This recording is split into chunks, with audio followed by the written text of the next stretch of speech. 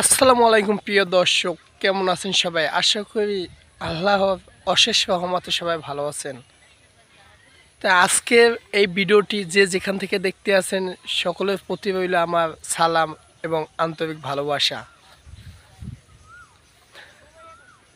আসলাম আখ খেতে দেখতে যে আখের অবস্থা কেমন। হয়তো ক্ষেত আমার না, আমার আত্মীয় স্বজনের, তাই আপনাদের দেখানোর উদ্দেশ্যের জন্য আজকের এই ভিডিওটি। আশা করি সবাই ভিডিওটি দেখবেন এবং যারা নতুন আছেন তারা চ্যানেলটি অবশ্যই সাবস্ক্রাইব করে আমাকে বন্ধু বানিয়ে নেবেন। সকলের কাছে এই দাবি।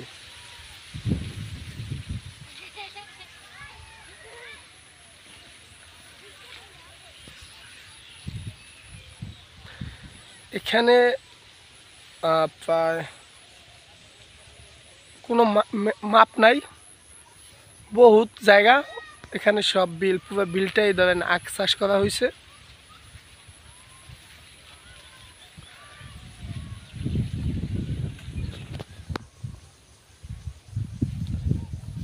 আখ বেশি দিন হয় না চাষ করা, এগুলো ধরেন কিছুদিন আগে যাবত এগুলো লাগানো হয়েছে।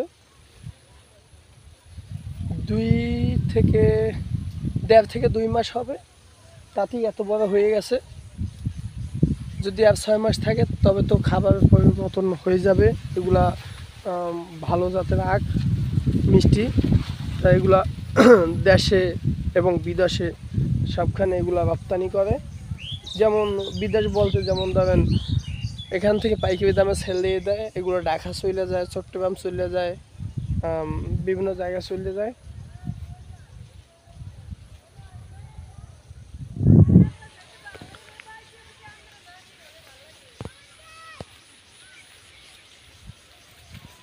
তাই আপনারা দেখেন যে এই যে আখ গাছগুলা অনেকগুলা কিন্তু একসাথে আউক হয়েছে, দেখছেন? এই তাই এগুলা আবার এখানে মাটি এগুলা খাটা লাগে। কথায় বলে যেমন খাটনি তেমন ফল।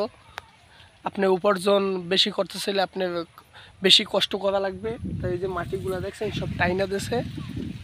এ পাশে মাটি ছিল খালি জায়গা, এটা হাঁটার জন্য জায়গা। তাই যে মাটিগুলো সব টাইনা এপাশে দিয়ে দেওয়া হয়েছে যাতে ফসলের পরিমাণটা বেশি হয় এবং আপনার গাছগুলো যাতে শক্ত হয়, নাইলে তো বাতাস আইলে আপনার উগড়ে পড়ে যাবে।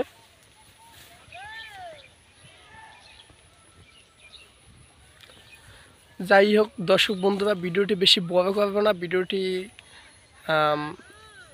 চাইছি ছোট করতে, তাও প্রায় 3-3.5 মিনিট হয়ে গেছে। যাই হোক, সবার প্রতি সালাম আবারও। সবাই ভালো থাকবেন, সুস্থ থাকবেন, আর অবশ্যই চ্যানেলটিকে সাবস্ক্রাইব করে আমাকে বন্ধু বানিয়ে নেবেন। সবাইকে অসংখ্য অসংখ্য ধন্যবাদ।